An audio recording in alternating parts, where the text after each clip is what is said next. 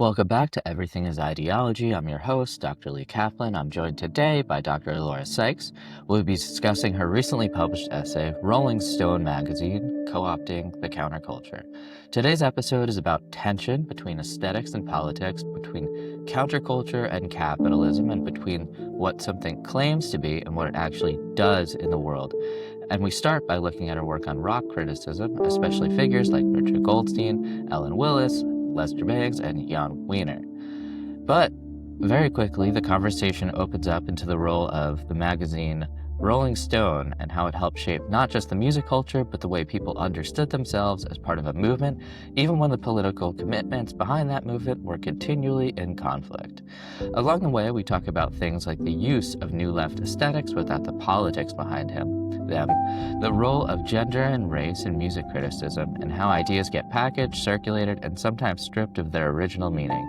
There are moments where we zoom in on specific articles and specific figures, and others when we back up and think about the larger question, what does it mean for a culture to feel radical without necessarily being?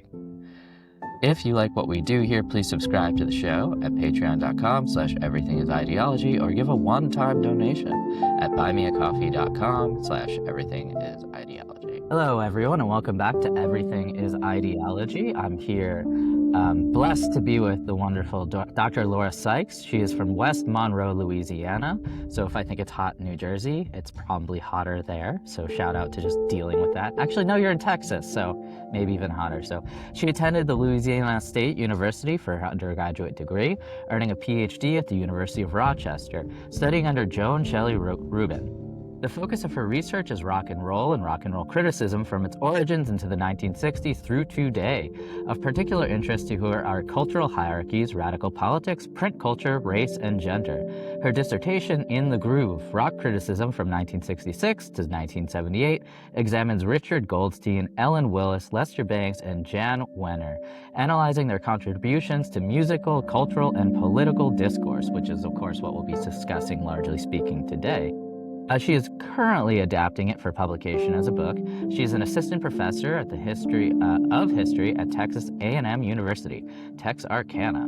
There she runs the Red River Center for Regional History and Culture. She is also the editor of the Red River series for the Texas A&M University Press and is a strong proponent of public history, which makes perfect sense because you are joining us here in a public situation.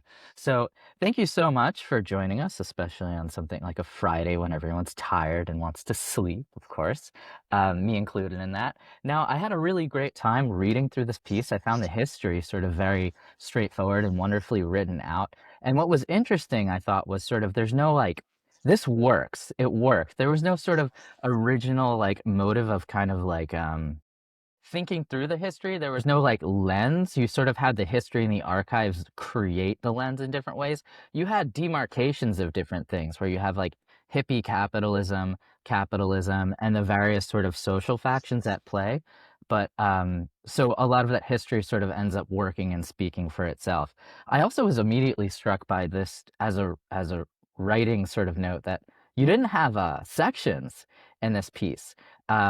And I thought that was such an interesting sort of thing. So would you mind talking a little bit about where this piece comes from? Because I know it comes from your larger dissertational work, which I would love to sort of perhaps get into as well. And I'm excited to see it turn into a book as well.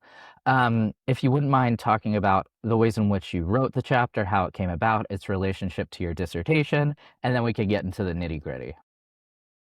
Yeah, so I suppose like being a teacher, I'm always thinking about sections. I feel like students oftentimes are reading stuff on the internet all the time and they have this impulse to break things into sections. And I'm always saying, how about we try some artful transitions instead? And so whenever I was writing this, I just really, was sticking to that. I just thought maybe I could make it flow. I tried to do so. And it's coming as a chapter from a chapter in a book, or in my dissertation. So I thought it would work. And yeah, I mean, the thing about this topic is that it really does speak for itself. I mean, all you have to do is look at the material and you'll, likely come to the same conclusions that I did, when you're examining this aspect of it. My advisor, Joan Shelley Rubin, who's awesome, she did like middlebrow culture. That was her thing. Like in the 80s and the 90s, it was really big, making middlebrow culture by Levine. And then she's part of that. She wrote, or sorry, he did highbrow, lowbrow, and she does making a middlebrow culture. And so coming from her, she really does a lot of textual analysis because she's a historian of the press and of writing. And so I think that approach really helped me in going into this, having that training in textual analysis as really the rooting for what I'm doing. Because when you can have the writings to speak for itself, you don't have to say as much, right, to make the argument effective. Yeah, really brilliant. And I was so impressed that actually you were able to lay out such history so clearly without demarcating specific spaces. Because you don't see that too often. And I'm surprised also that the editors of the journal didn't say something like, hey, put this here, hey, put this here. But it They definitely liked flows it as very cool. they But it liked it definitely, as it was, and they didn't ask me actually to make changes. So I was able to keep that original formatting, and it was very, very positive. that's great. Great storyteller. So there's this different ideas happening within it. And you kind of mentioned textual analysis, but you also get into sort of graphical analysis. And what are some of the ways in which graphic analysis works to understand Rolling Stone magazine, especially sort of in terms of it kind of its quote unquote underground press to then popular cultural to mainstream sort of pipeline?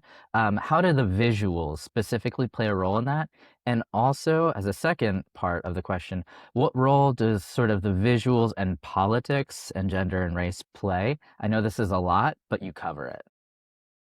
Yeah, so what I'm really looking at in this chapter is um, how some of the aesthetics of the New Left are used by Rolling Stone magazine very consciously in order to appeal to members of the New Left without importing the political content along with it, right? And by that, I don't mean the political content of the magazine. I mean the political content of the New Left, the Marxism, anti-capitalism specifically, as part of this. And that's really where the hitch comes in, because it's not really about style, although style comes into the story because that's part of the co-optation, right?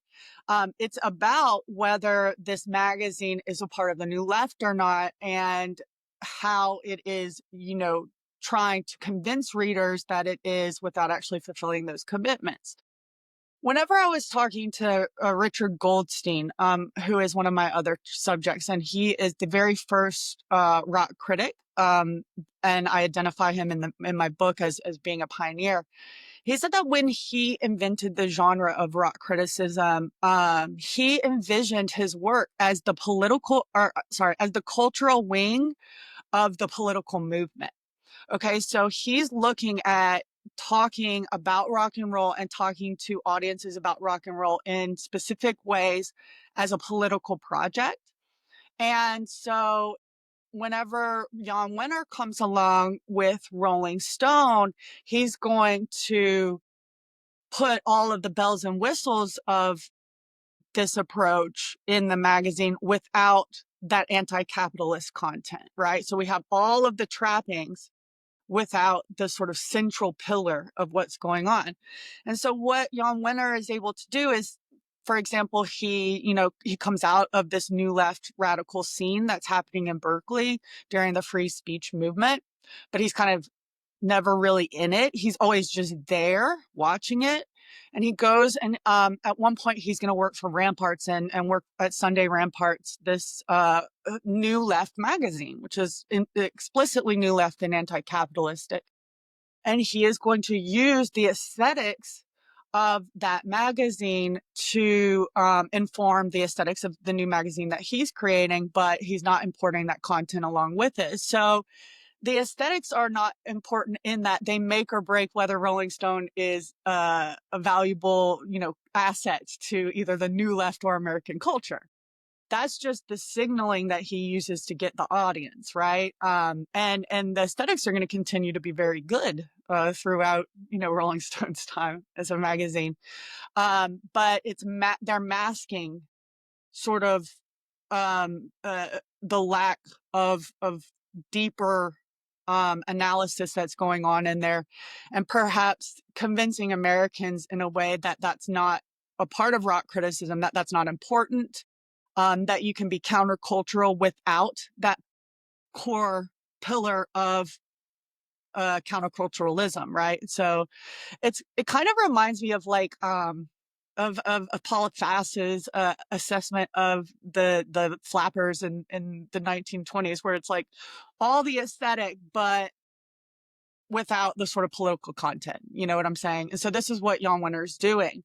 And by doing so, he's able to capture the market, which is an anti-capitalist market, and therefore become, a multimillionaire, very rich person off of this, which he, is itself neglecting that anti-capitalistic core of the new left.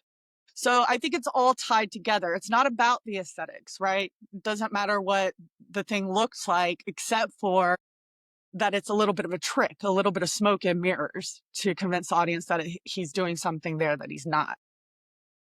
Yep, totally. I mean, and you make that abundantly clear within the piece.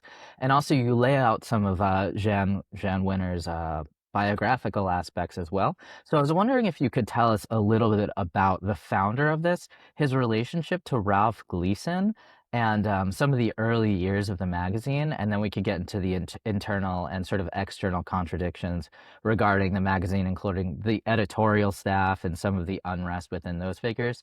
And then, of course, my favorite part of hearing about the criticism was coming from the feminist sort of response to this. Yeah, so Jan Wenner is from a sort of wealthy background. He went to a boarding school when he was young, and he actually is going to change his name from Jan, Jan, with one N. He's going to add in the second N to give himself a little more of an air of mystery, I suppose, maybe a little Europeanness. So for me, that the reason I say that is because it signals to me that he really wants to be like cool and looked at as like sort of mysterious and interesting from a very early age. But like I said, he is from an affluent background. Now, we know from the history of the New Left that being from an affluent background is no limitation to being a part of this movement that, let's face it, was pretty bourgeois. It has a lot of college students from upper middle class backgrounds and things like that. So but he's never going to sort of abandon that connection, I suppose, is the important thing. We have him in the middle of what's going on around 1964 in Berkeley, California. You have, Mario Savio and like the free speech movement. And so it's a time when students on campus are fighting for the new left causes. Okay. One of those being free speech, anti-Vietnam, divestment, some really important issues in the universities.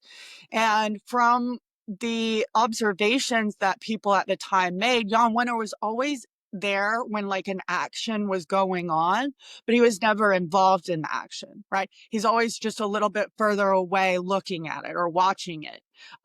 It's almost as though in some of these descriptions, it's almost as though he wants to be sort of seen as a part of it, but without risking anything, I suppose, or maybe fully committing. I'm not sure. I'm not in his head, obviously, but this is sort of the descriptions that we get from him. He's gonna really kind of porn his way in. I don't know. That might seem like a kind of a rude word to say, but he's going to press his way. He's going to move into these sort of circles of leftism in Berkeley, and he's going to begin writing about some of the scene that's going on there, and he's going to write for the Sunday Ramparts, as I mentioned, which is kind of the spinoff of Ramparts, which is a countercultural newspaper, which is basically founded by this trust fund kid's $600,000 that he donated at one point to create the magazine.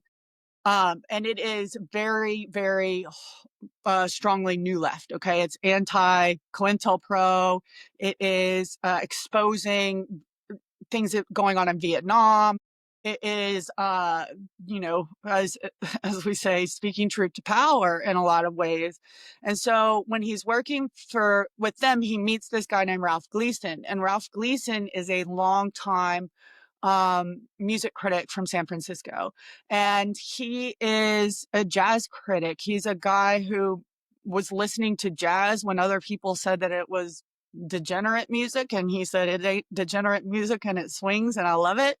And he, really promoted it, right? And so he is going to connect with Jann Wenner, who is very interested in youth culture. And they're going to talk a lot about music, including rock and roll music. And Jann Wenner is going to become kind of a mentor for not only Jann Wenner, but some of the young leftist writers, especially when it comes to cultural stuff like music and stuff. So when Ramparts folds, they're going to begin Rolling Stone, and Ralph Gleason is going to have like limited involvement, especially after the beginning. He's sort of like the spiritual godfather of the project, rather than more of a day-to-day, worker on it. And what Jann Wenner's going to do is he's going to take specifically the styling of Ramparts. So Ramparts is part of what we call the underground press. When you study print culture, this is sort of a part of the important part of the print culture of the 1960s. There's this really great book on it by Jesse Kornbluth called, oh God, what is it? Flaming Typewriters, something like that. I can't remember the exact name of it, but you can Google him. What's happening is, the print media is dominated by vested interests in this country, just like everything else. And the left wants to have an independent voice from that. And so all across America in cities, especially, we're seeing little underground newspapers pop up. A lot of them are on like pulped newsprint, where you can like literally see the quality is a lot worse than what you would get in Life magazine or something like that. And that's part of the signaling, right? These aesthetics. Well, at the time, it's not really an aesthetic choice, right? It's a financial choice, and it's maybe even a political commitment, right? But for Wenner, it's going to become an aesthetic choice exclusively. So he's going to take this sort of underground newspaper style. It has like these rough edges, and certain blocking. He's also going to take the drop R of Rolling Stone. You have a big drop R that you're familiar with. If you Google it, you'll know what it looks like. He's going to take that from the Sunday Ramparts and put it in his magazine as well. But the goals of the two things are entirely different, even if they look the same.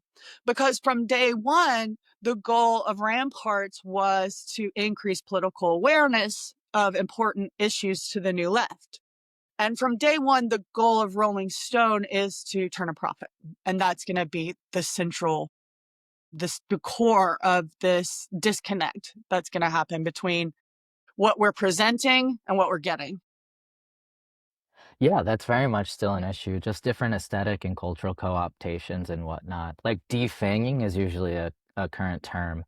That's kind of used to talk about it, sort of like a lot of folks are like, well, Black Lives Matter died when Target started selling T-shirts and all of these sorts of things. So you always have the selling out of the movement in various ways, no matter what that kind of movement ends up being.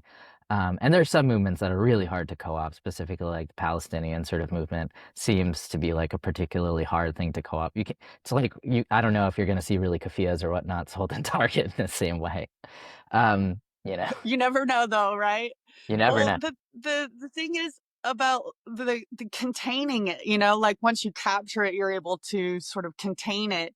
And then these signals become completely divorced, right, from their original meaning, because now they're just aesthetic and no content, right?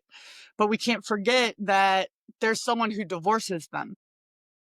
In this case, we know the people who are divorcing them. We can't just act like it just happens, which is very convenient. But as historians, we have to depend on historicity. We have to go in and figure out, where are they getting the divorce, right? Where's the content being pulled apart from the medium that we have working? Yeah, that's great. And I argue that a lot of that has to do with Jann Wenner. And you mentioned, it's very hard to get a hold on Palestine. Well, I'll say that what comes through in the literature in 1966, 1967 is that it was very hard for them to get a hold of this rock counterculture in terms of profiting off of it. And really, it is Jann Wenner's innovations that make that possible, right? So it was something that lots of people have been trying ever since, the youth culture started in the 50s, but especially since like the Beatles and the 63 and all of this, they've been trying and trying. I mean, we had Hearst magazine tried a magazine called Hearst Publications called a magazine called Cheetah, which was a really slick, like groovy, like, let's get all the cool hip writers in here writing on this, and we're going to get the coolest rock stars on the cover and the coolest artists to do it. And it was just a flop. It just didn't work because it was trying too hard or something. People just didn't vibe with it, right? So big media conglomerates had seen money, money, money, money. How can you not see money when you're looking at this? These are the boomers. There are 50 million of them, right? And so if you can capture that market, you can become immensely wealthy. But none of them are able to do it. And it's only this guy who's kind of who's like kind of marginally involved with the movement himself, who really understands the aesthetic of it, who's going to be the one who's able to complete that sort of divorce. Yeah, no, that's incredibly important. I mean, rather than just take things for granted, we should look at the various historical processes that led to this co-optation and whatnot. That's a great reminder. So I was wondering if you wouldn't mind getting into like some of the early criteria that was in the Rolling Stones magazine, specifically things like that talk about sort of like rock and roll's co-optation and what like the ethical commitments within rock and roll and how some of these ventures were exploited and the sort of the weirdness in having some of these articles within the Rolling Stone magazine.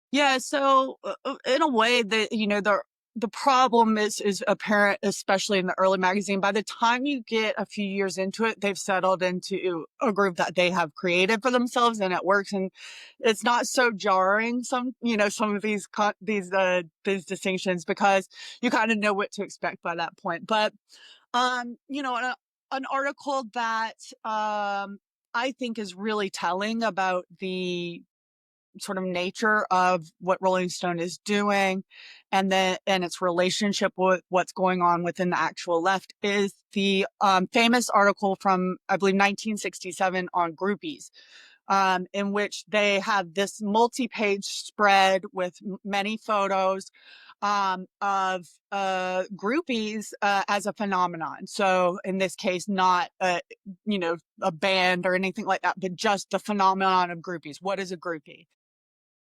And I think it's interesting when we're thinking about not only feminism, but the sexual politics of the 1960s and the New Left, and how this is a really sort of one of those examples that you described that's really jarring. If you're going to this magazine to look for a left perspective, you'll quickly realize that you'll not find it here. So what this article does is it basically describes groupies as young women who want nothing but more in life than to have sex with rock stars, that this is, the core of who they are and their role in the culture. They're not creating anything. They're viewed as almost a joke. There's a lot of slut shaming going on in the article that's directed at the women who are the groupies, but not directed at the rock stars or the men who are having sex with the groupies. And at the time, women's role, and still today, but at the time, women's role in rock and roll was very marginalized, right? And so this is some of the most at length sort of writing they've had up to this point on women, is from this perspective of them as sexual objects for men. There's no real agency given to the women, and there's no real attempt to, because from Rolling Stone's perspective, we're supposed to identify really with the males, right? When we're reading that, we're not supposed to be necessarily wanting to know more about the inner lives of the groupies. We want to know more about these sexual interactions and how the men view them. And so it's just a really degrading article about women coming from a very strongly male perspective. I will say, Jann Wenner is a gay man, so I'm not saying that he's projecting his own views on sex on women into this article, right? Instead, I think what he's doing is pandering to what he knows, sort of mainstream America will prefer. Do they want an article about burning our bras at the Miss America pageant, or do they want an article about women as groupies? Because these things are happening simultaneously. And so women within the movement, within the counterculture, are really being reduced to a sexualized, infantilized role. And it is lascivious. It is, titillating, designed to sell magazines. You see that on the cover of a magazine. Oh, groupies, you know what you're going to get. You're not really expecting them to break it down on like women's oppression, let's be honest. But in my mind, that's what a true leftist magazine should have done, and they don't. So are they any worse than the other magazines that are publishing at the time? No, probably not. But are they leftist? They're not leftist in that way. Yeah, of course. No, thank you so much. And also, it just makes me think of kind of the male power or like the patriarchal sort of like dream of what being a rock star will give you access to. Like if you buy this magazine and study the music and start a band, you will have access to this plethora of beautiful women whenever you want that have just like nothing else to do but to follow you around forever. Like that sort of thing, right? Yeah, it makes And them whole. That's their whole purpose on this earth, right? right. I mean, it's shocking. And you're right. I think that's a really interesting perspective to imagine the at-home reader thinking, if I achieve my dreams as a rock star, then I can have unlimited access to teenage women who will have meaningless sex with me too. There probably Yeah. aren't a whole lot of women who are sitting at home thinking the same thing. Yeah, that's a great point. The two different readers and what the sort of takeaway and what their learning is and what the various roles are. It becomes really rock and roll as a sort of patriarchal conquest of like female flesh in various ways. Um, which I could see in different ways. And there's also this weird sort of sexual politics that comes across of like the white male gaze towards blackness within Rolling Stone in different ways. But I guess before we'll get to that in a second, but I also really quickly like I thought this was such a good sort of like kind of counter attack in different ways, and I feel like this cut so deep was the sort of reaction from the feminist magazine and their scathing criticism. I was wondering if you wouldn't mind saying something about that aspect you wrote. Well, one of the beautiful things about this dissertation is that I got to know a person named Ellen Willis, who is a radical feminist, a co-founder of Red Stockings with Shulamith Firestone, and the first female rock critic, which is why she's in my dissertation about rock criticism. So as a friend of Ellen Willis, so to speak, I knew perfectly well that women had things to say about this because I'd been reading them. I'd been reading what women are saying in response to this. So I knew that it wasn't nothing. I knew that women weren't just laughing it off. I knew that it mattered and people really cared. And so there are a few magazines Off Our Backs is a really great radical feminist magazine. And I believe that I can't remember exactly what I brought in, but I referred to that in this. Off Our Backs takes a radical feminist perspective, saying that this is perpetuating the sexualization of women, the marginalization of women within rock and roll. And let me tell you that the marginalization of women within rock and roll is not just happening in the pages of that article. It's happening in the office every single day. Women are not allowed to perform the same roles that men were in Rolling Stone. In the office, they're going to actually have to have a sit-in at one point in order to get some more equal treatment. Women are viewed as secretarial. And so many of the women who are around, like Ellen Willis, like the women who are writing it Off Our Backs, know fully well that Jann Wenner doesn't like working with women and what his attitude towards women is like. So again, they're taking it seriously. I think we have a tendency to kind of blow this kind of thing off. Like, let's just have some fun with it, guys. But what they know and what they express is that Jann Wenner is not only speaking to an entire generation of young men, but he's helping to shape them, right, in his own image, or in the image of the magazine, or in the image of what rock and roll is projected as in the magazine. And they say that this is not only not an accurate description of women's role in the scene, but also a harmful stereotype that at the very moment when women are trying to break out of these cultural roles is serving to perpetuate them. And so one of the beautiful things about having a very active radical feminist discourse in our society is being able to look and find, where's the counter to this? Who's talking back? And some of these women would end up, taking on Rolling Stone throughout their careers, and not just Rolling Stone, but the patriarchal culture that sort of is perpetuated by them. Yeah, no, that's great. Thank you for the thorough response. I think it was a real sort of zinger when the response was sort of like, well, if you're talking about groupies and complaining about them in various ways, actually, Rolling Stone is probably the biggest groupie there is, this entire magazine, this entire enterprise. That's Uh, so good, right? I I was like, oh, like it felt like a slam dunk. Um, that was yeah. If you want to say anything about that specifically, you can. Sick. I wish I was cool like that, man. They got it. Totally. So yeah, I mean, this also speaks to like various sort of like third world kind of feminists. We're thinking about the limits of the sort of sexual revolution and what that means. And here we kind of see that very clearly, like, okay, well, you're having sex with multiple people and it might undermine sort of like bourgeoisie Western kind of sexual politics and monogamy and kind of marriage expectations. But at the same time, you are still being considered and treated as an object as such, which is an interesting sort of take because it's like, at one sense, giving agency to oneself and one's desires, but at the same time, your desires are also being like held up and acted upon by the patriarchal systems that undermine them in the first place. Um, Yeah, and we see this appearing throughout the new left, right?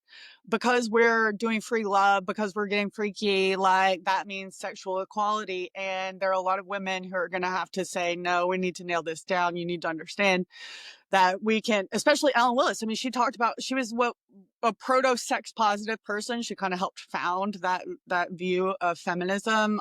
She was deep into the pro porn, anti porn debates of the 1980s. And she said, hey, this isn't about us saying that women can't enjoy sex. Women do enjoy sex, and they should get to enjoy sex. But sexuality is not the be all and end all of liberation. We need to move further than that, and that's kind of where we see, again, an aesthetic of liberation without the deeper political commitment. Right? The aesthetic of liberation is let's all have sex. The deeper political commitment is let's all have sex in a society that views us equally. yeah, no, that's great. There's a lot of various like aesthetics without the sort of like underlying meaning or something involved with this. But I was wondering if you would also kind of talk about, so we talked a little bit about female representation within, and I very much mean representation in the sense of being like represented as particular objects of something. I was wondering if you Mhm. wouldn't mind touching on race in this regard as well. And then even sort of like race and gender and how these two things work together in different ways within the magazine throughout its years. Stuff in the article or stuff you've looked at and noticed, things like this. Yeah, I mean, Rolling Stone is worse on race than it is on gender. If you gonna make, no one's making me make that comparison, but I will. Like, they're going to get, I think it mirrors some deep, deep problems that we have in this country in general, but they're going to be more ameliorative to the women's demands and needs much quicker, much more responsive, even if not satisfactorily, right, than they are to African American issues. We're not very far from a period in the 1950s when we still had race records as a category in musical charting, right? So we have to remember, and the first chapter of the book is really contextualizing where we're coming from with this. We have to remember that this is brand new, in the historical sort of perspective. And so Jann Wenner seems to, sort of think of Black music in many ways as a separate issue, like a separate thing, right? It's something that's in a way like not as business. You know what I'm saying? Like, this is not what we do. We know in reality that rock and roll is very deeply indebted to Black music, that some of the best practitioners of rock and roll are Black musicians, writers, producers. But it's almost as though for him, it seems tangential to the core of what he's doing there, which is for young white men. Okay. You just really get the sense that that's his imagined audience, right? Is the young white male. And it's going to be into I believe the 1970s before Rolling Stone even gets its first Black writer on staff. And this is well known throughout the period. And it's not just Rolling Stone. I do want to say that rock criticism in general has a race problem, especially in those early years. There are very few voices from people of color who are making an impact in mainstream music criticism of rock and roll. So I will say that the the the treatment of African American music and African Americans in the magazine varies. We have different people who are writing for the magazine, okay? And we also have people who are not staff writers who are writing, coming in and out. And I happen to know that some of the people who were writing for Jann Wenner in the early days were very deeply committed to civil rights and racial equality, like John Lydon, Sue Lydon. They've displayed that throughout other publications. So I don't want to put everyone in the same basket together when it comes to it. But overall, what we see is far more attention on white artists and the othering in some cases of Black artists. And we also see some looseness around language that I find kind of reprehensible in some cases. I think that that's also a problem within rock and roll in general. I think the new left thought that they could be using some words that they couldn't be using and some phrases that they shouldn't have been, necessarily using themselves. So usually it's almost like when it's not that they don't talk about Black music. How are you going to talk about rock and roll without talking about Black music? I mean, and it's half reverential, right? This is worshipped but we're not hearing from Black voices. Okay. And when I say we're not hearing from Black voices, we're not only not hearing from Black voices as writers, they're not interviewing as many Black people, right? They're not sort of delving into the inner life of Black people as much as usual. And we just see a lack of attention paid to it. I wouldn't say there's a lot of overtly racist content in the magazine. It's more of an exclusion, uh, sort of divide that he's going to sort of create between these two aspects of rock music. Um, Eventually, they are going to bring on more people of color to the magazine and improve their reputation in that area as the 60s go on. But again, the civil rights movement was sort of what the free speech movement evolves out of, right? All of the new left is deeply, deeply indebted to civil rights and to the fight for racial equality in America. And again, it doesn't appear in the pages of the magazine. All right, that fight, that commitment doesn't appear in the pages of the magazine. Um, we see that African Americans are sort of mostly referred to in an othering sort of way, without being seen as a core part of the process itself. For rock and roll, it's the rock and roll scene that Rolling Stone wants to capture. Yeah, that's great. And so many of the various movements coming out of the 60s and 70s come from the long array of the Black liberation struggle. Like Eugene Perrier says that like when Black people move, the world moves, or to paraphrase it, I think I missed the phrasing a little bit, but it's essentially that sort of thing. And when there is kind of different aspects of Blackness mentioned, it's usually actually within, as you said, couched in like wild sort of terms and ways. So when there is a discussion of soul music, they sort of mention it in very like weirdly derisional sort of turns where they're like, soul music can't think outside of itself. It has no future, right? And it really feels like they're actually talking about what they think of a certain, these types of people rather than the music per se. And this really comes out Yes, in the exactly. Objectifying in a way, right? So putting in that there's a distance between that and between them and the subject that's not there when they're talking about white people. And it's the same thing with like women and stuff, right?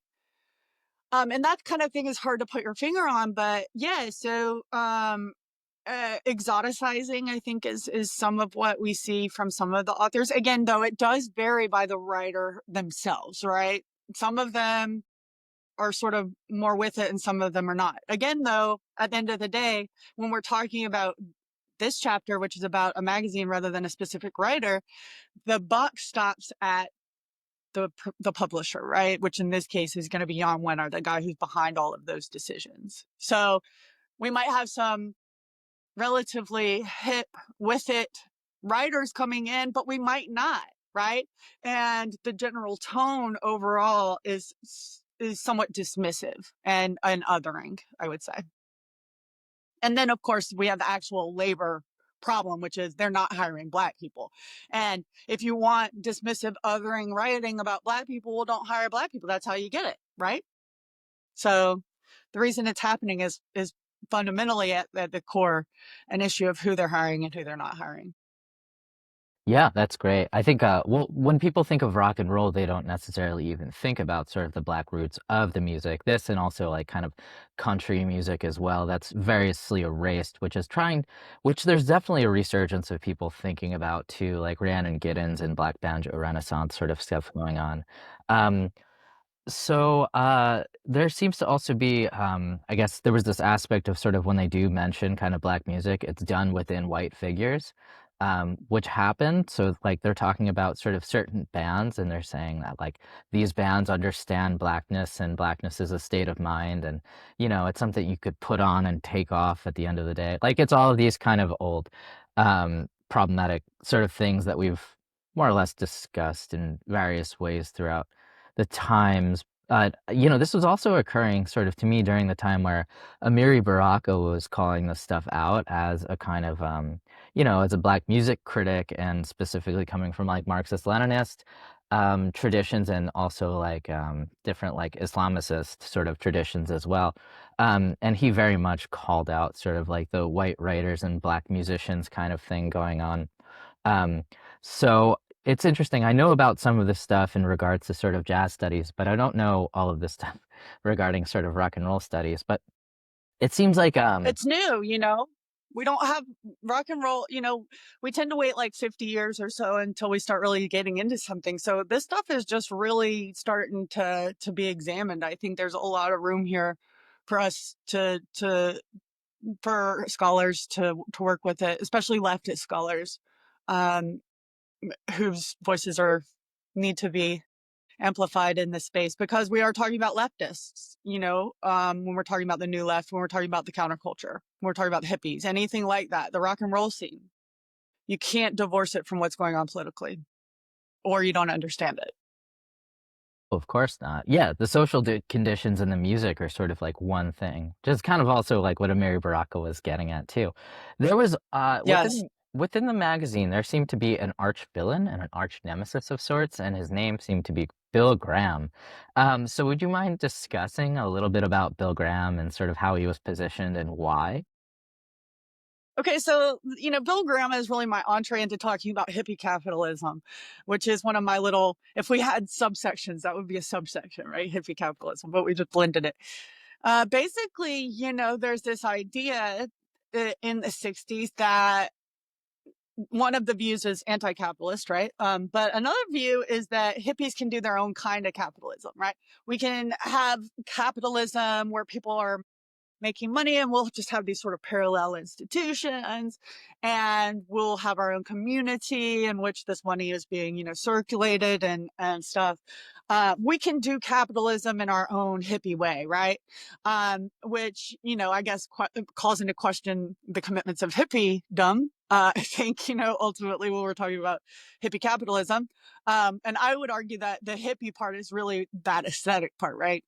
Divorced in some ways from the content of the politics. But Bill Graham, Bill Graham was a guy who owns the Fillmore, right? So these auditoriums where people are playing, big bands. I mean, this is where like the acid tests are happening, and he's the man, right? But he's also this guy who kind of has a corner on what Jann Wenner wants to get a corner on and eventually does, which is trying to make a buck off of these guys, right? And so we see a lot of conflict between him, and it's not just him. Other concert organizers and people sort of in the inner workings of the profession, people who are organizing shows and things like that, are often going to be sort of attacked by Rolling Stone. They're going to complain if they think they're not getting their money's worth at certain events or festivals. They complain when they think that Bill Graham is ripping off the rock and roll community. Hey, that's our job, kind of thing. And so what we see is that it's almost like he's held up as a bad guy for doing the exact thing that Rolling Stone is going to end up doing. So I think it's a really interesting way to look at what's going on. But in a way, what they're saying by like teasing this stuff out is there's a correct way to be a capitalist and be a hippie. You can do it. You can do it. You can hold both of those commitments. These people are doing it wrong, right? So we're going to criticize them for being bad hippie capitalists, but we can do hippie capitalism correctly. You can trust us on that, right? And so you can rely on them to be your sort of moral guide when it comes to what is okay and not okay to profit from in the hippie music space. So I think it's interesting. I think there's some pot kettle black going on in some of these cases, but there's also negotiation, right? We're trying to negotiate where we stand, what we can talk about, what people agree with, what people don't agree with, where we can, how far we can go with like the profit motive. Let's see what we can pull people along on, right? I'm not saying it's self-conscious like that, but I think that's how it works, right? Yeah, no, that's great. When I was reading that part, I just thought, okay, this is one of those an accusation is an admission actually thing going. Like, they're Yes. by couching all of this stuff and indexing it within the figure of Bill Graham, it's sort of like, okay, I think they're actually really talking about what they might be up to as well. And there's like Setting the limitations, right? We're going to try and create our little space right now and negotiate its boundaries. Yeah, exactly. Very much so. And also, yeah, define it and foreclose it before it really can be. And if they're the ones sort of setting like the ideological framing of things, I guess that's what it means by capturing the market. They're also like saying this is how you correctly do and purchase capitalism. I thought it was really interesting that you mentioned that while there was this overall sort of like anti-capitalistic thing going on with the hippie movement writ large with different various sort of political tendencies and commitments and stuff. They would think of purchasing certain products as an act of solidarity.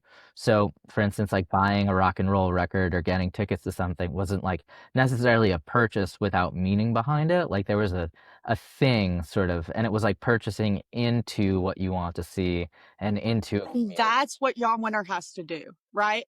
That's exactly what he has to figure out how to do. He has to figure out how to get that cash that is not only signaling we like rock and roll, but specifically the cash from the people who are saying we love rock and roll and we're a part of the counterculture.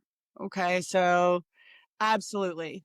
I think that he he has to understand them very deeply in order to create what is going to become. I mean, I don't even know what the valuation is right now, but by the 1970s, I think we're at over $100 million for Rolling Stone. They're moving to New York to skyscraper. I mean, like, so there has to be some sort of consciousness of, I think, some self consciousness there too. I think that maybe pushing those boundaries a little. It's okay. Yeah, buying this magazine is an act of leftist solidarity. It's not, you can be anti capitalist and still give me your money. That's fine. Yeah, it's sort of maniacally brilliant, very much so. It creates like an alternative. He is. He's brilliant. He's brilliant. Like he really is. If I was a business person instead of a music historian, I'd be sitting here calling him a genius, like a marketing genius, advertising. He is. And I know in the article he's also referenced as a wunderkind, which Yeah. bears his claim out very much so. Um, Now, this actually I found was another thing I found striking within this, and I didn't really think about before. But Rolling Stone and other sort of magazines like it actually had a significant impact on the way in which rock and roll was canonized and historicized, and later seems like Yeah. narrativized within history textbooks and stuff like this. And the way we even think about it now, the Beatles and Bob Dylan play an outstanding role because of Jan sort of sucking up two different sort of tastemakers and people that were famous and him being the groupie. So I was wondering if you wouldn't mind saying a little bit more about that. Yeah, I was hoping we could go there from where we were because it's just really the logical continuation of the project, right? And I think in a way I actually came to this in reverse, because I wanted to understand how Rolling Stone had such, this disproportionate impact on not only music but also politics, right? So before we even talk about canonization, I mean, we would never have a Jimmy Carter presidency in 1976 if it wasn't for Rolling Stone. So the political and the economic goals are very quickly going to sort of get meshed in together. And we're also going to see that as he earns more and more money, because he does have his political commitments, which I would argue are liberal political commitments rather than leftist, right? I mean, at the end of the day, that's kind of where I land on it. I don't think that he's right wing or anything like that. I just think he's more of a liberal and not a leftist. But without them, we don't get a Jimmy Carter campaign because they get all these musicians and like Willie Nelson and stuff to like do these concerts with him, and they promote him big time in the page of the article. I mean, of the magazine. So first of all, they've always sort of had from a very early period, they've sort of realized that they're having this political influence. And I think it makes sense. Ramparts had that.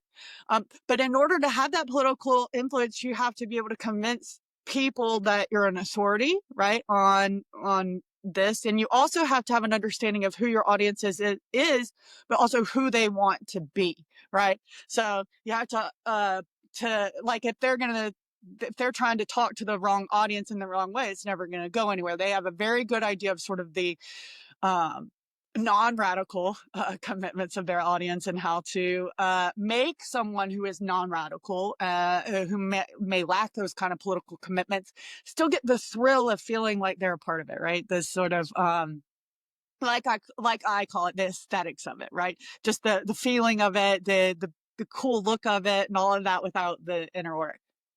As far as like canonizing canonicity and stuff goes, this is another area in which we see their influences outsized, and something that we really need to reckon with. Whenever one thing that I noticed when I was doing my early research in graduate school was that oftentimes for shorthand, in order to describe the importance of a piece of music or an artist, they would simply refer to Rolling Stone. For example, Rolling Stone charts. I have a lot of interest in charting and how charting is just how the history of charting has distorted our understanding of actually what was going on in the past, because I don't think we understand adequately as historians how charting worked, how vested influences influence the charting process, all of that stuff. Okay. So I was like, well, if we just okay, so you want to convince someone that this is an important song, and all you have to do is put in parentheses Rolling Stone number whatever, whatever on their list of guitarists. Well, who's Rolling Stone? Why do we use that as shorthand to say that someone's good? Like, who are these people? Why do we trust them? We don't do that with other things. You don't just say, Time magazine. Well, I guess that's actually a really bad example. Just like refer to like, a magazine, like they like this person, and that's enough to, substantiate that they're an important person. The reason Time magazine is a bad example because being on the cover of Time magazine is actually really important. But so if if you're just referring to Rolling Stone's charts and their lists, for example, every year we see new lists, not even every year, every month, right? Because we're in the social media cycle now. So you have 500 greatest guitarists, and then 3 months later, you have 500 greatest, drummers, and everyone's arguing about it. And we do it over and over again. And Rolling Stone does it not only sort of on social media, but they have made millions by making these books, right? These little compendium, these little list books, right? Or these encyclopedias or this stuff. And what it does is it purports to organize, this information and its importance for us. But what I argue is that we take that way too seriously, because really what we're just seeing is the 60s and 70s culture filtered through the lens of what Jann Wenner likes personally. Like there are other aspects that go into some of these lists and making these lists. But I think that if we look very specifically with regard to the 60s and 70s, perhaps today, I mean, I don't know what he likes today, and that's not really what I studied. But if we look at what he liked in the 60s, right, who he was obsessed with, who he was a groupie for, right, a fanboy, I think we would call it now, for, those are the people who he focused on getting interviews with, who he put on the covers of his magazine, who he put at the top of his list, who he promoted more than the others. And so the culture that we have around us now has been very much shaped by Jann Wenner's personal taste. I'm not saying that Bob Dylan wouldn't be the greatest, whether he liked him or not, or the Beatles. He was a Beatles nut, right? No one's saying that if Jann Wenner didn't like the Beatles, they wouldn't be shit. That's not the argument here. But what I am saying is that there are other artists who people feel are equally valid, interesting, who worked in the lives of actual ordinary people more, who actually probably had bigger influences on the fans than some of the groups that he highlights. Okay. So, one of my advisors is a guy named John Kovacs. He's a wonderful pop historian. He wrote the What's That Sound? History of Rock and Roll. And he loves Yes. Okay, not my thing. I have no interest in Yes personally. No. But he makes a very convincing argument. He's also involved with, the Rock Hall of Fame, which, Jann Wenner is also one of the top people making decisions for the Rock Hall of Fame. And he always wants yes, right? He wants yes to be celebrated more and all of this stuff. Again, like, not my thing. But he makes a very convincing argument. I think that Yes is the best band of all time. And the reason that the vast majority of Americans, don't think that Yes is the best band of all time is because I'm not in charge of the Rock and Roll Hall of Fame. I'm not in charge of Rolling Stone magazine. You see what I'm saying? So what we see is that it's been weighted really strongly towards his personal preferences. I also argue within the article, and it's harder to put your finger on this, but I also argued that there's certain financial considerations that play into some of how they talk about music, and I believe that influences how we remember music. So, for example, the famous conflict that happened between Lester Bangs and Rolling Stone, they hire Lester Bangs to write a review of Canned Heat. I like Canned Heat. He hated their second record. He said it was crap. And Jann Wenner, tried to force him to change it because Canned Heat had taken out a 2-page ad in that month's magazine. So we have to also understand that as a for-profit enterprise, that they're not sort of doing this purely journalistic, approach to the music. They also are having these musicians advertised in the pages of the magazine. So I think that also can influence what we think is important now when we look back. So if I'm just putting in my paper or my book, Rolling Stone number 15 guitarist or whatever, I'm not really talking about who the best guitarist is. I'm talking about who Jann Wenner thinks is the best guitarist. Then if we want to pin this down even deeper, it goes to the question of, are they really doing rock criticism, right? Are they placing rock and roll in its social, political, and cultural context appropriately, or are they doing consumer reviews? Are they selling records, right? And I also argue that that's a deep problem with the Rolling Stones' approach to music criticism, and I think that is also reflected in canonicity. So there's a lot going on, but the best musician of the 1960s might not be the best-selling musician of the 1960s, right? It might be, they love like Nick Drake or something, so I'm not saying they like ignore it, but oftentimes we see that the most popular groups of the 1960s are also given respect as the most important, and there's not always a one-to-one situation in that.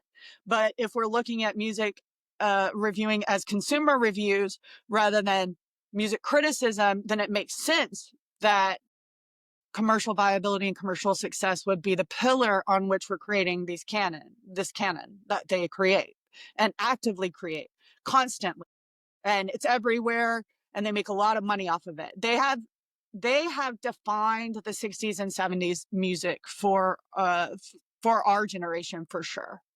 And I think that we take that a little bit too passively. We just kind of say, oh yeah, that's the way it was. But as a rock and roll historian, I don't think that it reflects reality necessarily. Yeah, that's great. I guess it all gives various historians, historiographers, jobs alike to go through sort of what was happening on the ground and why certain things were considered important, and how obviously social and capital exchanges played a role within that process. This idea of like creating these books and these lists also frames the very conditions in which artists are discussed, and also sort of Yes. values certain aesthetic regimes and aesthetic systems over others. But nonetheless, people take these lists very seriously. Um, And scholars too, which is the weirdest part, right? So in rock and roll history, you see them referred to as though they're reference books. These are not reference books. Yeah, no, totally. And then also I was thinking about sort of, you mentioned there's times at which some of the writers actually dig into the sort of mechanics of how the industry and the magazine and the recording studios work together. And I was thinking that this somehow lends itself legitimacy within the counterculture, within Rolling Stone's readership, because it's like, oh, look, we're understanding the social processes at which things sort of emerge, and we're understanding how sort of like it goes. But at the same time, they're positioned very much within this system where the underground is actually working with the above ground and everything is a lie and something like this. So I was wondering, I had this hunch that that writing style and doing that lends them credence in some way. I think that we have to, I think that's true, but I think we're also, have to believe that sometimes they really think they're doing what they think that, they're saying, they really think they're doing what they're saying. You know what I'm saying? Like sometimes I think that especially if you're a leftist and you're involved in a movement and you're trying to like coexist with sort of mainstream society or function some way within mainstream society, you make some concessions, you make some changes, and then you can get really confused about where your real values lie. In a way, it's almost like, again, just the aesthetics of the leftists. So in other words, we're going to use this intellectualizing without the actual, bringing in any theory, without bringing in any ultimately at the end of the day, without any political commitments being tied to it. We could intellectualize all we want, we could talk about things all we want, but at the end of the day, it comes down to actions, right? And how these things play out, and how it played out in reality with Rolling Stone, for example, is this incredible profit, this incredible amount of extraction. Um, so I'm reluctant. I guess I give them the benefit of the doubt. Sometimes I think that they really believe that they're doing the right thing. Sometimes I think that they're actively co-opting. I think more often than not, though, it's going to fall into the former category, because I just think that human beings are, well, you know what we're like. We're really fallible. So I think that they think this is a way that I can make this work, and in a way, they're losing track of what their commitments might be. Yeah, no, that's great. And I'm still figuring out what human beings are like. I haven't put my finger on it yet. I'm working on it. Um, but it makes me think of like while individualistically you could sort of write something that's scathing in different ways, structurally the position might undermine what's being said without sort of realizing it. Wonderful. Yeah. That is a wonderful, wonderful way to express it. I agree totally. That's exactly what it is. And that's what we have to be conscious of, right? That's why we always have to be like really aware of, you know, and it's hard. I mean, publications, like even for us in academia, right? We make those sacrifices, and then, someone might come along later and look at me and be like, I wonder if she was really committed to this, or if this was just a signal so that, like, it's just, I find, I guess it has to do with my general feelings about the new left and the hippies in general. I mean, I find them fascinating. I find them frustrating. I find them annoying. I find them inspiring, right? And it's all in turn. And you're just like, you want to shake them sometimes, but then you're like, well, what am I doing? No, that's great. I mean, constant self-evaluation is part of the learning process, and learning is absolutely essential to guiding our actions in various ways. I also say really quickly that I taught with John's book in prison, actually. So I teach in prisons, and I taught a rock and roll history class using his textbook. So definitely tell him that like little I'm fun. going to tell him. He would Yeah, love that. yeah, for sure. Yeah, it's a great text. And he was really good at helping me be crystal clear on that. So I had the print side from Joan Shelley Rubin and the cultural history side. And then he was just so great at helping me be crystal clear on that rock and roll stuff, like really trying to nail that down. So I have to give him his props for sure. Yeah, no, Great great job. advisors. Dissertation, like a super dissertation team, totally makes all the Yeah, it difference. really, it was, I wish they just let me stay forever, but now I have to be in early career. I know what that's like. I know what that's like. So, before we go, thank you so much for your time. I don't want to hold you up, even though I could clearly talk You're about so this and to welcome. you forever. Is there anything we missed that you'd like to say, or any projects you're working on you want to shout out? I know your book is coming out at some point. Well, I guess I just want to talk about the book in general. And like I have mentioned, sort of the central idea, like sort of the motivating factor or sort of push behind it is that I do view rock and roll criticism in some cases, not all, as the cultural wing of the revolution. I think that we need to take the 60s more seriously than we do. And what I mean by that is that they really did, in many cases, believe that they were fomenting a revolution, that they were working towards a revolution. It didn't come or it didn't happen like they thought it was going to, but they were doing real, concerted political work for, specific reasons. And so I wanted to look and see how people who are working sort of in the cultural fields with rock and roll sort of brought those political commitments to what we think of as a really commercialized genre, and it was theirs, and they made it theirs, and they tried to keep a hold of it, and it slips, away from them and into the rest of our possession. But they were doing important work. And I think that because we sort of tend to laugh the hippies off sometimes, we tend to do the same thing with rock and roll. Who cares? We don't look at that as a site of important political writing and important political thought, but it was. I mean, Richard Goldstein is important. But, two of my other subjects, Ellen Willis and Lester Bangs, I mean, these are two people who really helped shape in Ellen Willis's case, politics, and in Lester Bangs' case, culture. So I think we should be taking these figures more seriously, and luckily, I seem to be one of the early people who are doing so.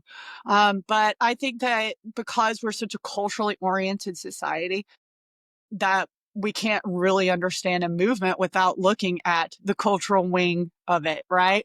And so that's kind of what I'm doing here. I don't really. Another thing that I'm interested in is like this charting question. I really want to talk about maybe a historiographical essay on how we use charting shorthand and the exact things that I was talking about in sort of with regard to these references to Rolling Stone is something that I'm really interested in. Other than that, yeah, I really have a project in mind after this that I want to tackle. There's some stuff that I want to do on hillbilly socialism down in the South in the early part of the 20th century. I'm also interested in tackling a biography of Charles Kuralt. I don't know if you know who he is. He is a CBS reporter from the 1960s. So, I just am excited to have done this, and I love it. But I think that this project for me is complete, in the sense that I'm ready to push it out and then begin to think about what's coming next. But I mean, it took up a good, like 10 years of my life, and it was everything. And it's important. And I'm glad that it's out there and getting some attention. And I hope that I can make it into a book. But yeah, I think that what you said is right. There's so much here for scholars, and maybe not me, maybe me, who knows? Depends on what I feel like doing. But, for young scholars, this has not been treated. There are only, in my bibliography, part of my book I talk about, there's only a handful of books that address this seriously. There are no biographies of most of these people. And so I think that if I could encourage anyone who doesn't really have a direction, that they're going in and they want to study the new left, they want to study cultural history or print culture, anything like that, this is just so rich, and none of it's really been touched because it's new. And I think people are afraid of it too. It's hard to get a grasp on the cultural, political sort of meeting point, the juncture, right? But it's really important that we do, because it has so much of an impact. Yeah, that's great. I mean, thanks for so many different ideas to inspire further research. I was also thinking like people might not do the sort of hippie stuff because they're predetermined at this point as sort of non-radical because of the ways in which they Yeah. were positioned by the Black Panther Party. And yeah, so okay, good. I'm glad that landed. Do you have anything you want to say about We that? should take them seriously. They took themselves seriously, and the government took them seriously. So we should take them seriously. Beautiful. Yeah, well said. I mean, if it upsets the powers that be, we should look into what was going on and perhaps replicate some of that as well. And then I guess the last thought I'll say is that I noticed that a lot of this was actually about the reception and the fans and potential fans rather than the bands. So I was wondering what bands lent themselves to sort of like more of a political ethos, and also like even the Beatles had more of these sort of like different kind of commitments and ideas to what like peace and love and a good world would look like. So I think even when writing about the Beatles, I'm not sure how he sort of parsed just talking about the aesthetics as well.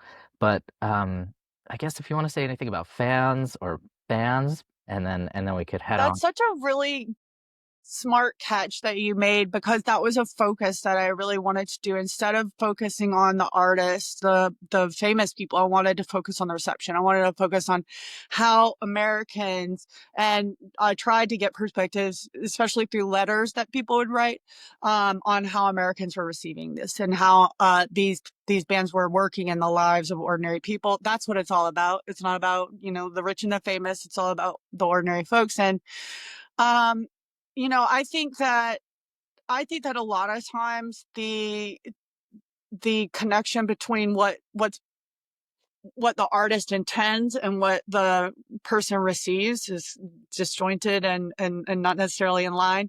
And I don't think it needs to be. Uh, I think that a lot of people receive, for example, like the Beatles, a lot of them received it apolitically, but some really latched onto those political messages in there. And of course, the Beatles were political. Some of the more political people, like Phil Ox, and like the real, deeply committed, people, couldn't handle a world in which their contributions uh, to music and culture were trivialized, and which and living in a society in which, they were very serious about what they were doing, and it hurts sometimes, some of them not to be taken as seriously. So, I'm a Bob Dylan person myself, not to, be too Winter-esque about it. I think that he really is, the guy who's protesting too much. We know that throughout the 60s and 70s, he's like, I'm not political, totally political the whole time. And I think that, but, in a way, you don't really, I guess that you don't have, the thing is, Rolling Stone doesn't have to talk about the politics of music. It can just talk about the aesthetics. The problem, and it comes back to, the root of the article, is what they're saying they're doing, how they're presenting themselves, how they're selling themselves, right? If they hadn't claimed, through aesthetics and also through words to be sort of inheritors of this political movement or part of the political movement, we wouldn't be looking for these disconnects as closely. You know what I'm saying? We're not looking in Billboard for the disconnects between politics and culture. So I really think that it's about expectations and reality. And I think it's also about, sort of, I think the audience has always got to be centered, because that's the only way we can understand how these things are truly working, in our society, and the lasting impact that they're going to have. So yeah, I mean, I think music can be political, whether or not the person writing it has good politics, whether they mean to be political, whether they're good, people or not, So I think that it's not that someone has to have perfect politics, It's all about, just the terms in which we're understanding what we're listening to, and how perhaps some people are trying to distort or manipulate what we think we're engaging with, by making it seem more radical than it actually is. Yeah, I hope great. that answered it.